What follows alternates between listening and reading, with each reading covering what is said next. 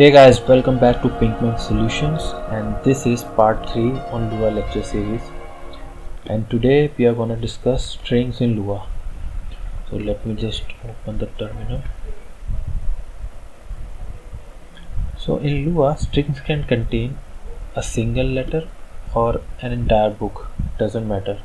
Strings in Lua are just sequence of bytes like in any other programming language. Lua, most important thing to remember in Lua is that Lua is 8-bit clean, meaning its string can contain bytes with any encoding byte, like it can contain UTF encoded bytes which are more than 1 byte per character. So let me give you an example. Let's say I have a string called a equal to something, and I just simply print it. So you can declare strings in double quotes or single quote, doesn't matter. So that was about declaring strings. One thing to remember is that strings are immutable.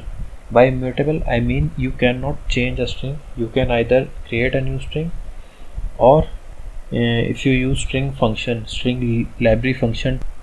So let me give you an example. If I say b equal to string dot g sub, the first argument will be the string in which I want to replace something. Then I will give the substring which I want to replace. Let's say I'll replace sum with another. Now what do you think will happen if I print b? Yeah, another thing. Let's move on to next topic, which is length operator. So in Lua we have a very interesting length operator for strings. If I say print hash symbol and then a is string, which is in our case something. If I print hash a, it will give the length of the string a, which is 9 characters. And remember, one important thing here to note is that this operator, hash operator, counts the number of bytes and not the number of characters. Okay, so you keep that in mind while doing programming in Lua. Another operator here I would like to mention is concatenation operator.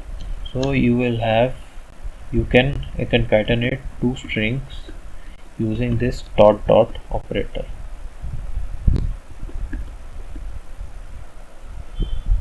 So now this final string a contains hello world to combined, concatenated. Okay, so another way to declare strings in Lua is by using these two opening square brackets and two opening close bracket. So let's say where I declare somewhere equal to opening double square brackets and I write something random string, and I just close this with two closing square brackets, and I then just print var. You see, so this is another way to declare string. Now one interesting thing here is that I can also declare string using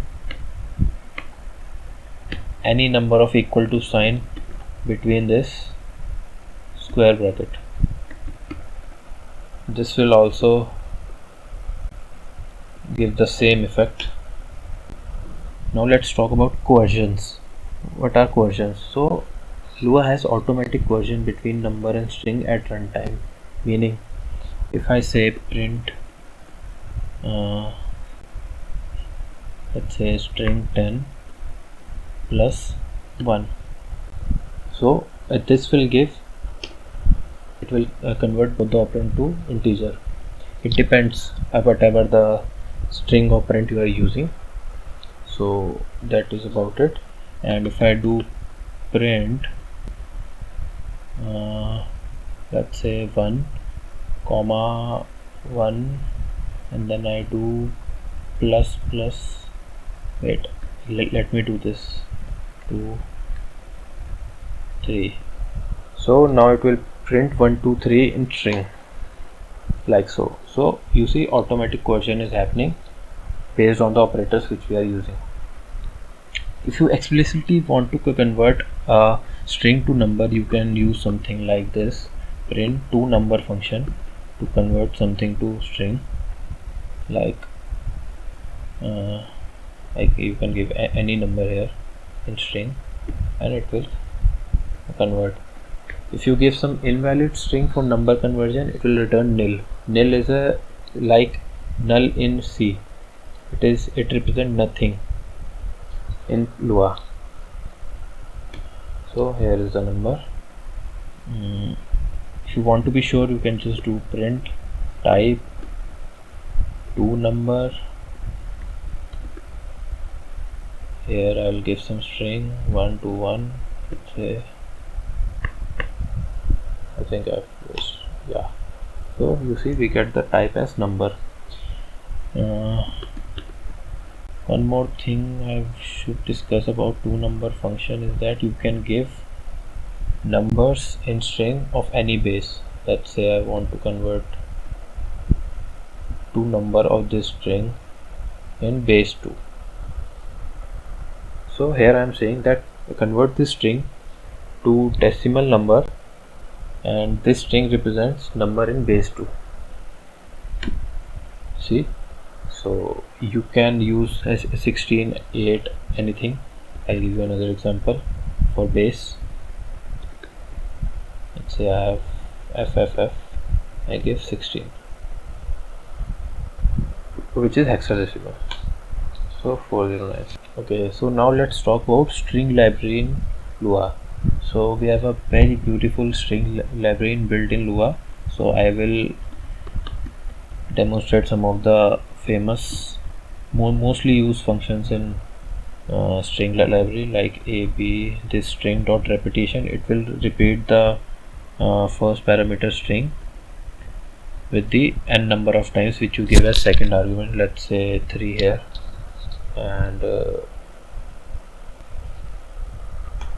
ABC, ABC, ABC. So you see our string is repeated 3 times. Similarly, we have string dot reverse, which will reverse our string,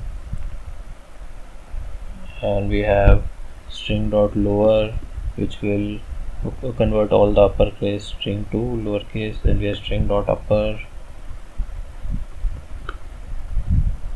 Then we have string dot substring, which is sub function inside this. Let's say we are going to print string dot sub. Let's say I want to substitute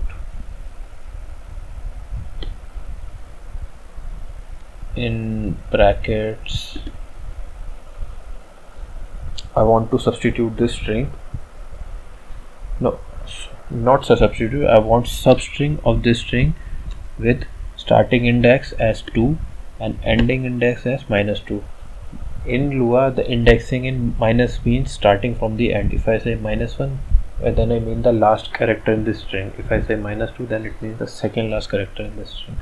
So here in this call, I am effectively removing the starting and the ending square brackets from my string, and it will print it. Let's see. Yeah, so you see the first and the ending brackets are chopped off, and only the inner string is printed.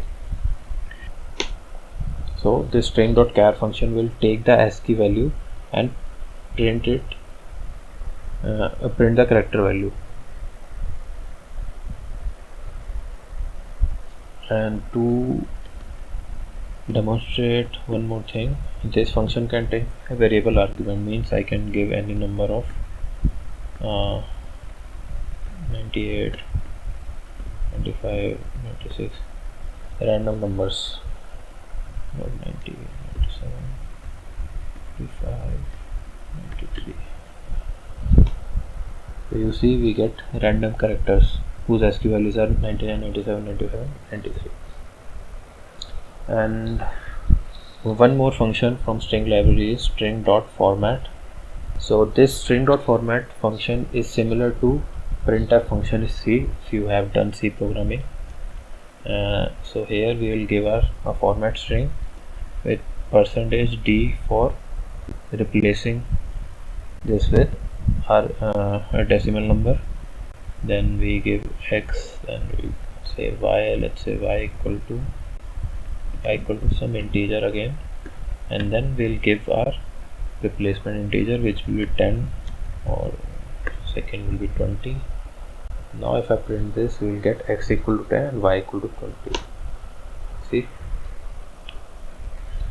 similarly we can give a string format for floating point number like this: pi equal to percentage 0.4f. This means after the decimal, we print this floating point number with 4 decimal points, and then we give our math.py. One last function I would discuss here will be string.find, which will be hello world.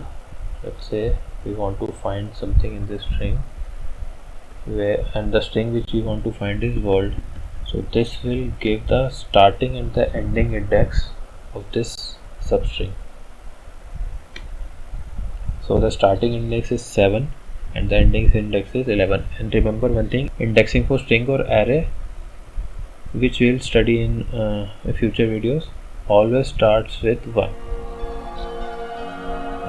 So guys, thanks for watching. Please like, share and subscribe this video.